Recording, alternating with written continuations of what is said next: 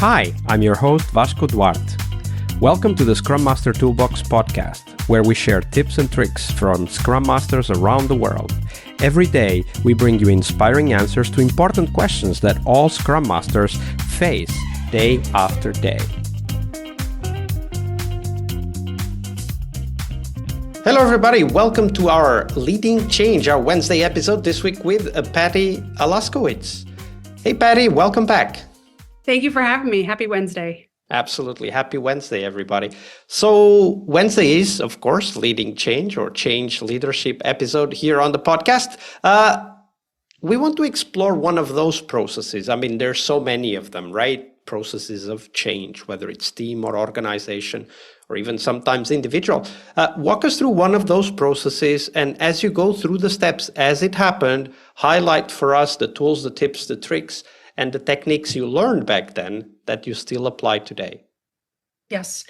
So one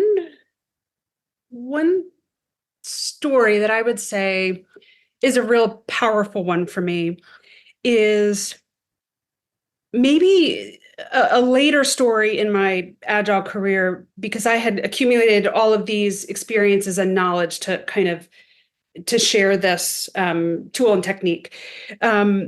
I went into working with a program of teams, and the initial conversation that I had with the leader was, we're really struggling with managing dependencies across teams, managing communication across teams. You know, we have these group of Scrum teams. We do have a Scrum of Scrums, but there are so many things that are being lost in translation. So I kind of dug into that a little bit with him, asked a few more questions. And then what I did was said, okay, can you give me a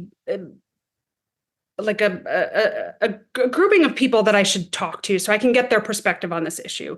So I set up one-on-one meetings with all sorts of different roles across this program. And I call it a listening tour, but somebody pointed out to me that sounds kind of like politics. So I'm trying to come up with a new name for it, but I kind of went on a listening tour, asking people, like, what are the main pain points that you see happening? And the reason I did that first was because I often find that Agile coaches and Scrum Masters are put onto teams, asked to observe, and then give feedback. But the piece that's missing there is the trusting relationship. So I've found that it's very difficult to give and receive feedback if you don't have an honest, trusting relationship with people. And when you go into a new team, people will ask you for feedback, but I've often felt that that's like a trap. So you want to be very careful. What do you mean by that? That's a very interesting observation. So what do you mean when you say that people ask for feedback, but that's a trap? Well, I don't think it's an intentional trap that they're setting you. So again, like, if there's a better word for this, please feel free to come up with it. But I feel like it's a tightrope that you're walking. People may want feedback, or they say they do, but then if you give them a critical piece of feedback, they get very upset. And then they start to have an attitude, whether it's internal in their mind or they verbally say it. Who is this person? They don't know us. They don't know our processes. They don't know our product. It's almost like they see you as an outsider. And that's a huge risk from the outsider's perspective, to give that feedback to somebody that you don't know. What I have found is I listen and I listen and I listen, and I gather perspectives and I take notes, and I use Miro to organize my thoughts. But I look for patterns in what people say, and I look for common themes. And then I say, okay, we're going to have a retrospective. And I pull the people into a room and I have them have a retrospective. I know all the information because I've already talked to all of them. But my goal is to get them to identify what the challenges are, agree upon a top challenge to solve. Why is it important to solve it? And what can each person take accountability for in order to help with the solution? And I came up with like what I call a problem solving canvas, and it's based on the business model canvas.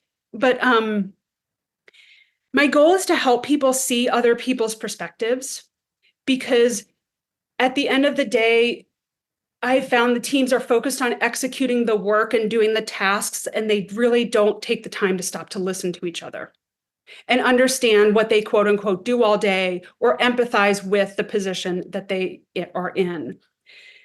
So I get them to agree upon what is the challenge, and it's only one. You got to all agree on one.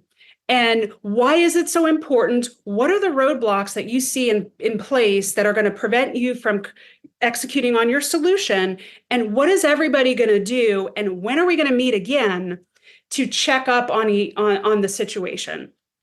And I found that that's really a better way to handle things, as opposed to me going in and saying, this is what I observed, this is what you need to do to fix it. I really like that aspect of focusing on listening and then gathering people and having them agree on what they want to fix. I very often face this when coaching and mentoring other Scrum Masters, that they want to convince the team of something. And what I usually say is that our job is not to convince of anyone of anything they are not already convinced of. So what is it that they want to do? And can you help? Because if you can, then great. If not, you can always step back and move on, right? Like we are, as Scrum Masters and Agile coaches, we are not supposed to force our presence on the teams we work with, but we can definitely use our presence to help them achieve something they already want to achieve. So I really like that. For this problem-solving canvas, so I imagine that the core feature is that there's one problem, as you just described. But what are the aspects that you're highlighting with that problem-solving canvas? What are the kind of the mental links that you want to create, and what are the conversation points that you want to emphasize? Yeah, that's a great question. I really took a long time to design this thing. I wanted to be very mindful about it. One of the misses that I see when I'm observing retrospectives is often the team focuses on the negative. Even though there might be what went well, the team glosses over it or doesn't really even discuss it because they think it's not important.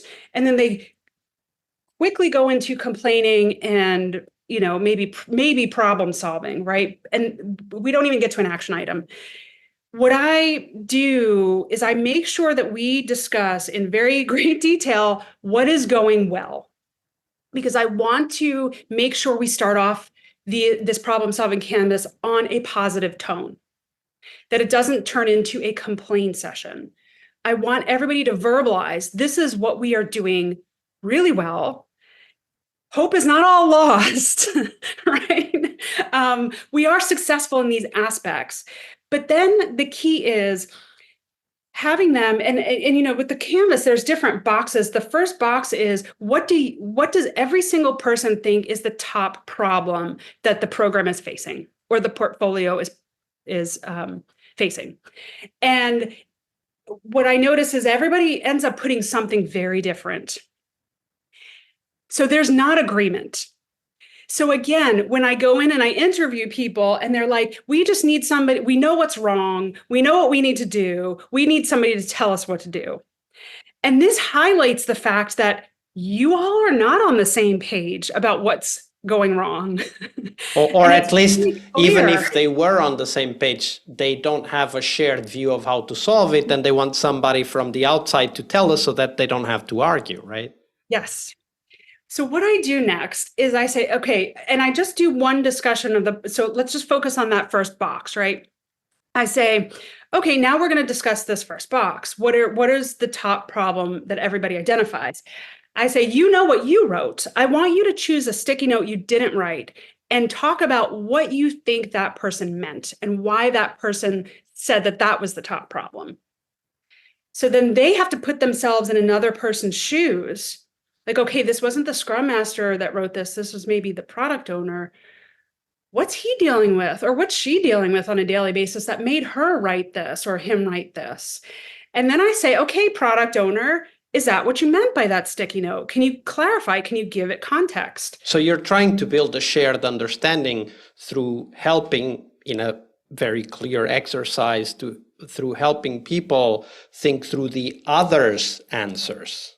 Absolutely. This is something that I would have never thought about 5 years ago or 6 years ago when I started my Scrum Mastering journey. Because it was, I need to go in there, I need to tell them about the Scrum framework, I need to tell them like why this is so important. But this is like helping them develop this shared understanding and perspective of the other person, because that I saw very clearly was missing. Absolutely. And that's really one of the key things we can bring to teams. Patty, thank you very much for sharing this. And we'll, if possible, we'll share the link to the problem-solving canvas also in the show notes so that people can go and check it out. Thank you for sharing that with us, Patty. Yeah.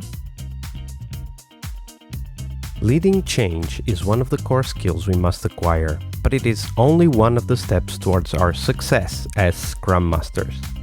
Tomorrow, on Success Thursday, we will talk about how to define success for the Scrum Master role. We'll cover tips on how to measure your way to that position, and most importantly, how to develop that focus on continuous improvement that is as important for Scrum Masters as it is for teams.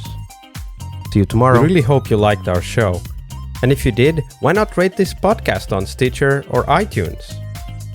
Share this podcast and let other Scrum Masters know about this valuable resource for their work. Remember that sharing is caring.